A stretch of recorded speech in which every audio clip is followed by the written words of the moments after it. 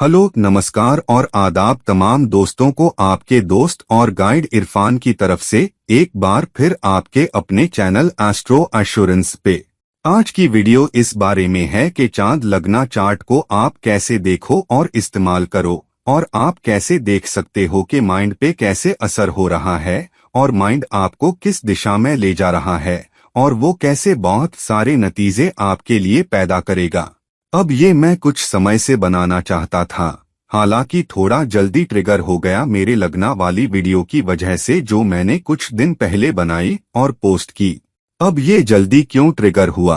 क्योंकि मुझे कुछ कमेंट्स मिले, खास तौर पे स्कॉर्पियो लगना के लिए नवांसा में, कि मेरा स्कॉर्पियो लगना नवांसा वो नहीं दिखाता जो मैं सच में हूँ, जो मैं सोचता हूँ या जैसा मैं हरकत करता हूँ। और ये 2-3 लोगों की तरफ से आया। अब मैं आपको बता दूं, मैं खुद स्कॉर्पियो लगना वाला हूं अपने नवांसा में, तो मुझे पता है मैं क्या बोल रहा हूं जब मैं कह रहा हूं कि स्कॉर्पियो लोग ऐसे ही नतीजे दिखाते हैं। वजह यह है कि बहुत बार हम नहीं जानते कि लगना को कैसे इस्तेमाल करना चाहिए। मिसाल के तौर पे, जब आप D1 चार्ट में लगना देखो तो क्या D1 चार्ट वाला लगना आपको ज्यादा डिफाइन करता है या फिर नवांसा? बस इस बारे में सोचो। मिसाल के तौर पे, अगर आप पानी के किसी भी साइन में पैदा हुए हो, कर्क या वृश्चिक, मीन या मीन, तो आपका नवांसा कभी मेष या वृषभ या मिथुन का नहीं होगा। इसका क्या मतलब है? क्या ये मतलब है कि ये सारे लोग जो पानी के साइन में पैदा हुए हैं, उनमें मेष जैसा दमदार व्यक्तित्व नहीं होगा, या वो टॉरस जैसे मजबूत सिर वाले, अपनी वैल्यूज और रिवाजों पे अड़ने वाले नहीं होंगे, या फिर अपने कम्युनिकेशन स्किल में बहुत होशियार नहीं होंगे, या दोधारे दिमाग वाले मिथुन लोगों जैसे बहुत चालाक इस चीज में और सोफिस्टिकेटेड अपनी भाषा और कम्युनिकेशन में। पानी के साइन वालों में से कोई भी ऐसा नहीं होगा। क्या आप यही कह रहे हो? इसके बारे में सोचो, गहराई से सोचो। असल में आपको किस चीज को डिफाइन करना चाहिए? क्या आपको आपका D1 लगना डिफाइन करता है या आपका नवांसा लगना?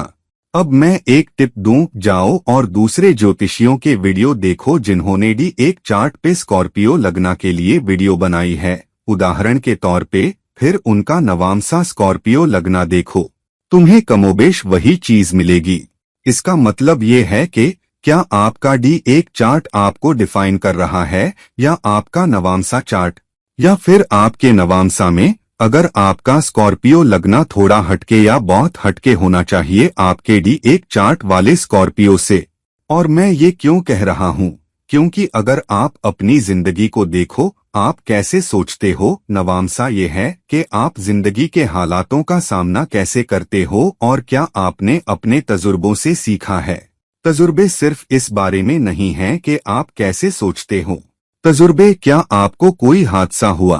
हादसा आपने पैदा नहीं किया, आपने उसके बारे में नहीं सोचा, लेकिन वो आपके साथ हुआ। उसके बाद आप अपनी सूझबूझ वाली स्किल्स कैसे इस्तेमाल करते हो? बुध आता है तस्वीर में। अपनी समझदारी कैसे इस्तेमाल करते हो? बृहस्पति आता है तस्वीर में। आप अपने चुनाव कैसे करते हो? फिर से बुध आता है तस्वीर में। आप कितने होशियार और चालाक हो? राहु आता है तस्वीर में। क्या आप कायदों और नियमों को मानते हो? शनि आता है तस्वीर में। क्या चांद सिर्फ आपके नवांसा के लिए जिम्मेदार है? तो अलग अलग ग्रहों की स्थितियां खेल में आती हैं, क्योंकि आप उस सूरत-ए-हाल में कैसे हरकत करते हो, और आप उस सूरत-ए-हाल में हरकत करते हो सिर्फ नवांसा की बिना पे नहीं, क्योंकि ये आपका नवांसा लगना है। ये है कि आप कैसे सोचोगे। ये आपके लगना चार्ट में उस सूरत-ए-हाल के हिसाब से ग्रहों की पोजीशन पर निर्भर करता है। मसलन अगर आपके 8वें भाव में बृहस्पति ताकतवर है, तो जिंदगी की मुश्किलों में, अचानक आने वाली रुकावटों में, जिंदगी की मुश्किलों में आप ज्यादा समझदार होंगे, क्योंकि बृहस्पति आपके 8वें भाव में ताकतवर है। अब अगर आपके नवांसा चार्ट में बृहस्पति नीच का है या किसी मुसीबत वाली जगह पर है, जिसका मतलब हुआ कि आपकी समझदारी के बावजूद वो आपके काम न आए। हो सकता है आप समझदारी से किसी से बोल रहे हो, ठीक है, हादसा मेरा था, या चलो तुम्हें पता है, कोई समझौता कर लेते हैं, तो आप एक समझदार इंसान बन रहे हो, लेकिन सामने वाला बोल सकता है, नहीं नहीं नहीं नहीं, मैं ऐसा नहीं करूंगा, मैं तुम्हें कोर्ट में ले जाऊंगा। तो आपके समझदार होने के बावजूद, आपके सही चुनाव करने के बावजूद दूसरा आदमी आपको कोर्ट में घसीट सकता है। यही आपका नवामसा आपको बताता है। नवामसा ये नहीं बताता कि आप कैसे सोचते हो, आप कैसे हरकत करते हो। नवामसा ये बताता है कि घटनाओं के होने की कितनी संभावना है और क्या आप उन तजुर्बों से सीख रहे हो। अब अगर आपका नवामसा लगना आपकी जिंदगी में इस बारे में बहुत कुछ नहीं दिखा रहा कि आप कैसे हो, जिसका मतलब हुआ कि आप अपने तजुर्बों से नहीं सीख रहे, आप अपने आसपास से कुछ सीख नहीं रहे हो जो आपकी जिंदगी में हो रहा है। आप कमोबेश अपनी जिंदगी डिफॉल्ट तरीके से जी रहे हो, बहुत कम डिजाइन है इस पे कि आप कैसे सोचते हो, आप तजुर्बों से कैसे सीखते हो और वो तजुर्बे आपको एक इंसान के तौर पे कैसे ढालते हैं। और वो चीज सबसे ज्यादा आप अपने मून लगना से देख सकते हो, जो ये है कि आपके दिमाग को आसपास के हालात कैसे ढालते हैं। आप एक तरीके से हरकत करते हो, एक तरीके से सोचते हो। तो आज मैं आपको दिखाने वाला हूं कि अगर आप सच में देखना चाहते हो कि आप कैसे सोचोगे और कैसे कोई चीज आपकी शख्सियत ढालती है, तो आपको D1 चार्ट और अपना मून लगना देखना चाहिए। मून लगना मतलब जिस भी भाव और जिस भी साइन में चांद हो, वो एक बहुत बड़े हद तक बताता है कि सोच विचार, दिमाग, आपकी शख्सियत, आपके सोचने का तरीका, आपकी वैल्यूज को कैसे ढाल रहा है, क्योंकि आपके आसपास के हालात हैं, क्योंकि आप उन हालातों से सीख रहे हो। तो अगर आप किसी मोहल्ले में बड़े हो रहे हो, वो मोहल्ला आपको ढालता है। अगर आप किसी माहौल में, किसी संस्कृति में पले बड़े हो, वो संस्कृति आपको ढालती है। लेकिन हर कोई उस संस्कृति का हिस्सा नहीं बनता। बहुत सारे लोग अलग रास्ता ले लेते हैं, जिसका मतलब है कि वो उस संस्कृति को गहराई से देख पाए।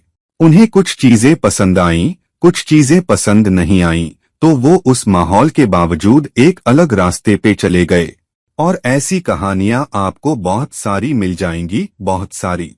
मिसाल के तौर पे अगर आप ओपरा विन्फ्रे की जिंदगी को देखो, कैसे साधारण माहौल पृष्ठभूमि से वो आई थी, कहाँ पहुंची वो। अगर आप धीरू भाई अंबानी की जिंदगी देखो, फिर से कैसी साधारण पृष्ठभूमि से वो आए और कहाँ पहुंचे।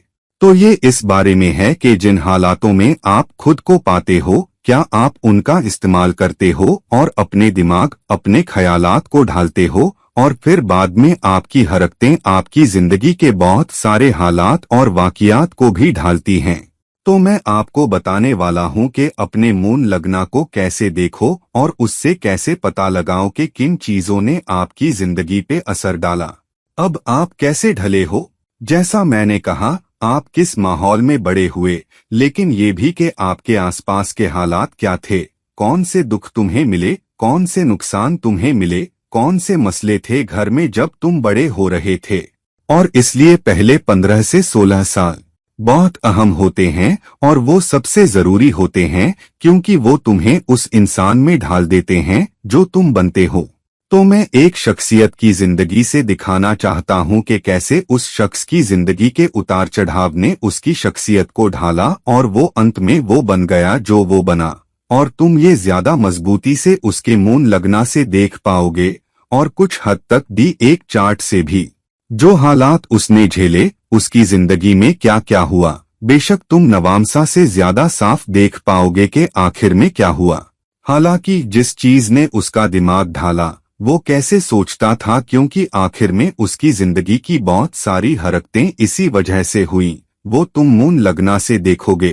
ट्रांजिट के अलावा हम मून लगना से भी देखते हैं, लेकिन ट्रांजिट तुम्हें D1 चार्ट और मून लगना दोनों से देखना चाहिए, ना कि सिर्फ मून लगना से और ना कि सिर्फ D1 चार्ट से।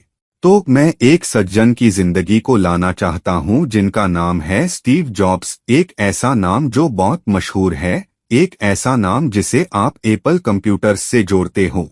हालांकि वो एक ऐसा शख्स है जो न केवल कंप्यूटर्स के फील्ड में बल्कि क्रिएटिविटी के फील्ड में भी बहुत बहुत मशहूर है, और कैसे उसकी क्रिएटिविटी ने इस बात में बहुत बड़ा बदलाव ला दिया है कि इंडस्ट्री कैसे सोचती है, इंडस्ट्री टेक्नोलॉजी और क्रिएटिविटी का इस्तेमाल कैसे करती है और कैसे वो हमारे लिए अलग अलग संभावनाओं की दुनिया खोल देती है, हमारे लिए रास्ते खोल देती है।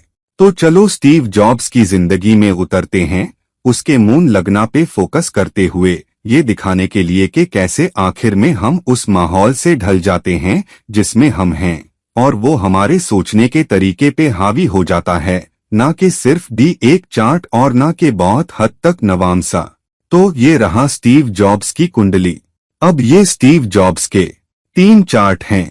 ये उसका लगना चार्ट है, ये उसका नवामसा चार्ट है, और ये है, मैंने तीनों को साथ साथ रखा है ताकि हम देख सकें कि कैसे उसकी जिंदगी के अलग अलग हालातों ने उसके लिए अलग अलग रास्ते बनाए, उसने अपनी शख्सियत को कैसे ढाला, और कैसे कुछ चीजें डी एक चार्ट से ज्यादा साफ दिखती हैं, कुछ चीजें नवामसा चार्ट से, लेकिन मून चार्ट तुम्हें सबसे ज्यादा बताता है कि वो कितना दिल से प्रभावित हुआ, किस चीज ने उसका दिमाग ढाला, उसके दिमाग में क्या क्या गुजरी, और आखिर में उसने क्या बना दिया। अब अगर आप स्टीव जॉब्स की जिंदगी जानते हो तो उसके बाप का नाम था अब्दुल फताह जद्दी, और वो एक मुसलमान थे, और उसकी माँ एक अमेरिकन थी। वो असल में सीरिया में पैदा हुआ था जहां उसकी माँ और उसके बाप रहते थे, क्योंकि उसके बाप सीरियाई थे। हालांकि जब उसकी माँ गर्भवती हुई तो उसने अपने बाप को बताए बिना अमेरिका की उड़ान भर ली ताकि स्टीव जॉब्स को यूनाइटेड स्टेट्स में जन्म दे सके। और ये बात उसके और स्टीव जॉब्स के बाप के बीच में झगड़े की वजह भी बनी, और वो दूरियों की वजह भी बनी। स्टीव जॉब्स का जन्म अमेरिका के सैन फ्रांसिस्को में हुआ। अब उसके लगना चार्ट में लगना का स्वामी सूर्य 7वें भाव में है, तो ये तुम्हें वो हालात नहीं बताता जिनमें वो पैदा हुआ, कि वो एक मुल्क में पैदा किया गया और उसे माँ के पेट में ही दूसरे मुल्क ले जाया गया। ये चीज तुम नवामसा चार्ट से थोड़ा देख सकते हो, क्योंकि उसके नवामसा चार्ट में बृहस्पति उसके लगना का स्वामी है, और वो राहु के साथ 7वें भाव में वक्री है, और बृहस्पति उसका 4था भाव भी रूल करता है। हालांकि इसने उसके दिमाग को कैसे प्रभावित किया वो मून चार्ट से ज्यादा देख सकते हो। मून चार्ट से क्यों?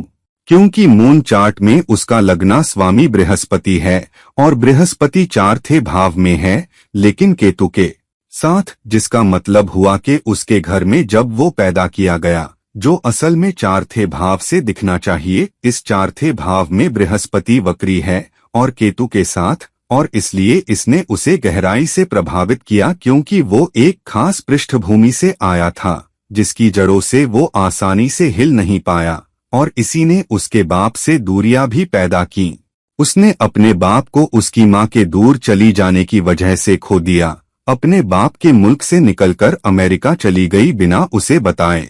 अब जब वो अमेरिका आई और उसे जन्म दिया तो उसने उसे गोद दे दिया। चार्ट बताता है कि उसने उस सूरत-ए-हाल का सामना कैसे किया जब वो अपनी माँ से भी दूर हो गया, क्योंकि यहाँ 4थे भाव का स्वामी बुध है, और बुध उसकी कुंडली में वक्री है, और बुध 11वें भाव में है, लेकिन केतु 4थे भाव में है, जिसका मतलब है कि वो अपनी माँ या माँ का प्यार पाने के लिए तरसता था जो उसे नहीं मिला। और उसकी माँ, जो ग्रह इस मून चार्ट में माँ को दिखाता है, वो बुध है, वो वक्री है, और केतु 4थे भाव में है, जो दिखाता है कि वो अपने बाप और अपनी माँ दोनों के साथ न रह पाने से गहरा प्रभावित था। उसके लगना चार्ट में उसका 9वां स्वामी मंगल बहुत ताकतवर है अपनी ही साइन में, साथ ही उसके नवामसा में सूर्य 9वें भाव को रूल करता है, और वो परिवार वाले 2रे भाव में है। लेकिन उसका मून चार्ट बताता है कि असली कहानी क्या है उसके बाप के बारे में। यहाँ मून चार्ट में सूर्य दुश्मनों, बुरी ताकतों के 6ठे भाव को रूल करता है, और कुंभ साइन में 12वें भाव में चला जाता है, जिस पे शनि का राज है, जो दिखाता है कि जब उसने अपने बाप को अपनी माँ के साथ अनबन होने की वजह से खो दिया, तो उसके बाप ने इस बात पे ऐतराज किया कि उसे एक ऐसे परिवार ने गोद लिया जो उसकी माँ ने सुझाया। उसने ऐतराज किया कि वो जाकर अमेरिका में रहे और वहीं पले बढ़े।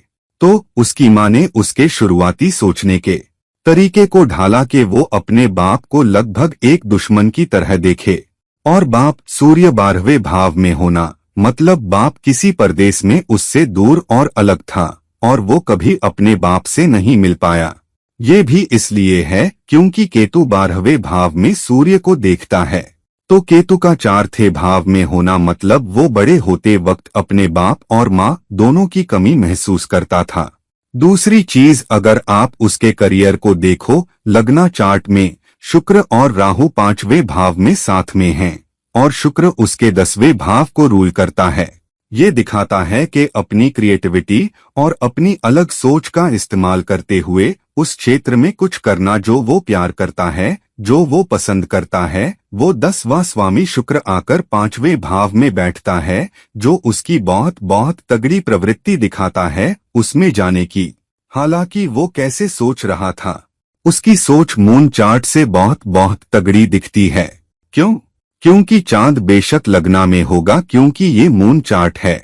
हालांकि चांद यहाँ 5वें भाव को रूल करता है और अब लग्ना में चला जाता है, तो उसकी खुद की शख्सियत का इस चीज से ढलना के जो वो प्यार करता है उसे बनाना एक ऐसी चीज के तौर पे जिसके लिए वो खड़ा भी हो, जो उसे डिफाइन करता है। और इसलिए उसका 5वां स्वामी लग्ना में जाता है बृहस्पति के साइन में, जो 10वें भाव को भी रूल करता है। और शुक्र और राहु अब कार्य के 10वें भाव में जाते हैं, जबकि चांद लग्ना स्वामी के साइन में जाता है और बृहस्पति 10वें भाव में शुक्र और राहु को देखता है, जिसने उसका करियर डिफाइन किया।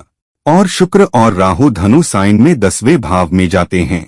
धनु साहसिकता के लिए जाना जाता है। धनु साहसिक हरकतों के लिए और अपनी सीख और सोच को खुद को डिफाइन करने के लिए इस्तेमाल करने के लिए जाना जाता है। लेकिन उसने अपना काम कहाँ शुरू किया? उसने अपना काम घर से शुरू किया। असल में अपने गोद लेने वाले माँ बाप के घर में, अपने बेडरूम से। आपका बेडरूम या आपका घर क्या है? चौथा भाव। तो 10वां स्वामी चौथे भाव में जाता है, शुक्र के नजर के तले, जो कोशिश वाले तीसरे भाव का स्वामी भी है। और तीसरा भाव खुद के उद्यम के बारे में भी है, कुछ जो आप खुद करना चाहते हो। और वो स्वामी जाकर 10वें भाव में बैठता है और चौथे भाव में बृहस्पति को देखता है, जिसका मतलब उसका करियर घर से शुरू हुआ। क्यों? क्योंकि यही वो चाहता था, यही उसकी सोच थी। वो कॉलेज छोड़ना चाहता था, वो घर से बाहर कुछ करना चाहता था और अपनी क्रिएटिविटी और अपनी अलग सोच का इस्तेमाल करना चाहता था, और उसने यही किया। और उसका मून लगना साफ साफ उसकी सोच दिखाता है। आखिर में क्या हुआ वो नवामसा चार्ट से देख सकते हैं, जहां 10वां स्वामी बुध कर्क साइन में 8वें भाव में जाता है, जिसका मतलब है कि उसका करियर ऊंची क्रिएटिविटी और एक ऐसी चीज से डिफाइन हुआ जो एक आभासी दुनिया है, जैसे कंप्यूटर हैं। जब बुध 8वें भाव में जाता है और बुध के दूसरे साइन में शनि, बृहस्पति और राहु हैं, और शनि और बृहस्पति दोनों लग्ना को देखते हैं जहां शुक्र है, तो 11वां स्वामी लग्ना में जाता है, जो ऊंची सफलता, समाज में सफलता दिखाता है, कंप्यूटर के फील्ड में, आईटी के फील्ड में। लेकिन वो इसलिए हुआ क्योंकि उसके लग्ना ने 5वें भाव में शुक्र और राहु को दिखाया, जबकि शुक्र उसके 10वें भाव को रूल कर रहा था और 5वें भाव का स्वामी बृहस्पति 11वें भाव में जा रहा था। तो लग्ना चार्ट दिखाता है कि वो लेकर पैदा हुआ था क्या। मून चार्ट दिखाता है कि उसने आखिर में क्या किया, और नवामसा दिखाता है आखिरी नतीजा क्या था। तो अगर वो अपने दिमाग का इस्तेमाल एक खास तरीके से, एक खास नजरिए से, अपने आसपास से सीखते हुए, जो साथ बड़ा हुआ उससे सीखते हुए नहीं कर पाता, तो उसका नवामसा उसे वो नतीजे नहीं देता जो आखिर में मिले। और इसीलिए मून चार्ट बहुत बहुत अहम हो जाता है, क्योंकि चांद दिखाता है कि आप किस दिशा में जा रहे हो, आप कैसे सोचते हो, आप नतीजे कैसे पैदा करते हो, आप अपनी सीख, अपने तजुर्बों को कैसे इस्तेमाल करते हो, और वो आपके दिमाग को ढालता है, और वो आखिर में आपको हरकत करने पे ले जाता है, जो आखिर में आपको वो नतीजे देती है जो बहुत हद तक नवामसा दिखाता है। इसीलिए बहुत सारे लोग कहते हैं कि नवामसा बाद की जिंदगी में आपकी कुंडली बन जाता है। क्यों? क्योंकि आप अपने तजुर्बों से अपनी शख्सियत को ढालते हो, और तजुर्बों से सीखकर, अपने माहौल से सीखकर, आखिर में आप चीजों को एक दिशा में होने देते हो, और यही नवामसा भी करता है।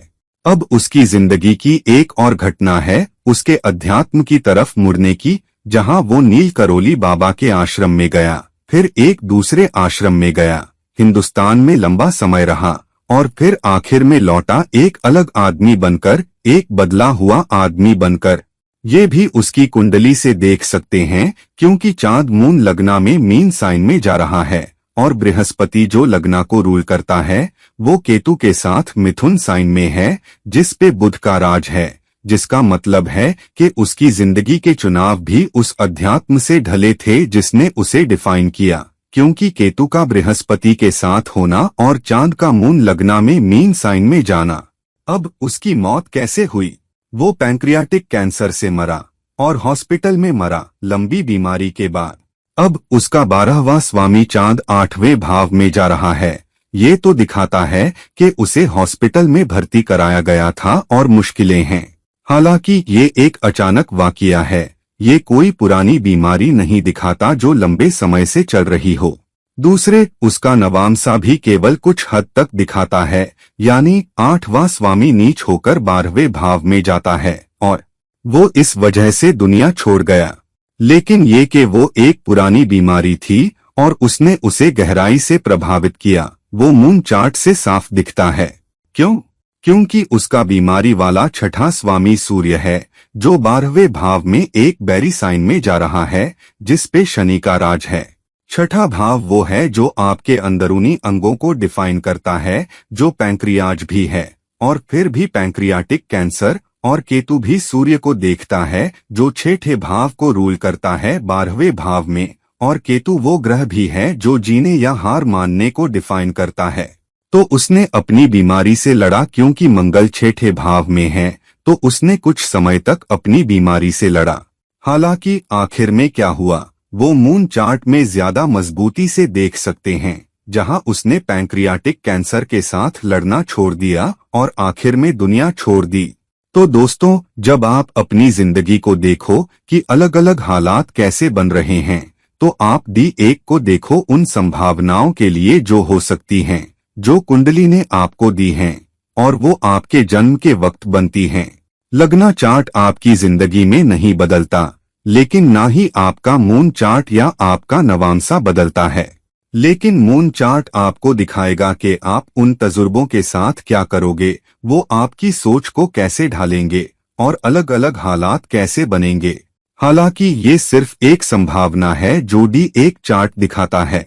नवामसा दिखाता है कि क्या आप आखिर में उन संभावनाओं का इस्तेमाल करोगे या नहीं, या आप उन चीजों को कैसे होने दोगे और वो बाद की जिंदगी में ज्यादा होगा, अपने तजुर्बों को इस्तेमाल करते हुए। और इसलिए नवामसा धीरे धीरे समय के साथ आपकी जिंदगी की घटनाओं में और ज्यादा घुल मिल जाता है। तो आम तौर पे जब तक आप अपने देर के 20S या 30S या 40S में पहुंचते हो, कुछ लोगों के लिए ये बहुत पहले होता है, कुछ लोगों के लिए बाद में शुरू होता है कि आप अपने आसपास अपने तजुर्बों, अपनी सीख का कैसे इस्तेमाल कर रहे हो और उससे अपनी जिंदगी चला पा रहे हो और चीजें घटित कर पा रहे हो। अब सब कुछ नवामसा के हिसाब से नहीं होगा, क्योंकि आप एक समाज की दुनिया में रहते हो, आप एक सामाजिक दुनिया में रहते हो। लोग आपको उन चीजों को कैसे घटित करने देते हैं, वो भी काफी हद तक ये तय करेगा कि आप आखिर में वहां पहुंचते हो या नहीं। तो जिस हद तक आप उस क्षेत्र में कामयाबी पाओगे, नवामसा कुछ हद तक आपको वो बताएगा। हालांकि जिस हद तक आप कामयाबी को परिभाषित कर सकते हो वो सिर्फ आपके ऊपर है, और उसके लिए आपको अपने मून चार्ट पर ज्यादा निर्भर रहना होगा और देखना होगा कि क्या आप उन तजुर्बों का इस्तेमाल कर रहे हो या नहीं, आपका दिमाग कैसे सोच रहा है। और इसलिए चांद की पोजीशन एक खास भाव में जब किसी ग्रह की दशा चल रही हो, आपको बताएगी कि सोचने का तरीका कैसा होगा। क्या आप हताश होंगे, क्या आप प्रेरित होंगे, क्या आप कुछ करने को लेकर जोश में होंगे या नहीं। इसी वजह से कहा जाता है कि 7.5 हम पे इतना तगड़ा असर डालती है। क्यों? क्योंकि 7.5 आपके चांद के ऊपर से गुजरती है, और इसलिए मून लगना ही लगना होता है। और इसलिए जब शनि आपके लग्ना के ऊपर से जाता है तो ये तय करता है कि आप कैसे सोचते हो, आप कितने हताश होते हो, आप कितने बेचैन होते हो। पिछले भाव में ये आपके नुकसान दिखाता है। अगले भाव में मून चार्ट से दूसरे भाव में ये दिखाता है कि आपकी आमदनी भी कैसे प्रभावित होती है। और इसलिए साढ़े साती के बारे में कहा जाता है कि ये जिंदगी में कुछ मुश्किल हालात लाती है, क्योंकि शनि आपके मून लग्ना से आपके 12वें भाव के ऊपर गुजरता है, फिर आपके लग्ना के ऊपर से ही फिर से आपके मून लग्ना से, और फिर आपके आमदनी वाले दूसरे भाव के ऊपर से। और ट्रांजिट आम तौर पे मून लग्ना से देखे जाते हैं, बेशक D1 चार्ट को भी ध्यान में रखते हुए।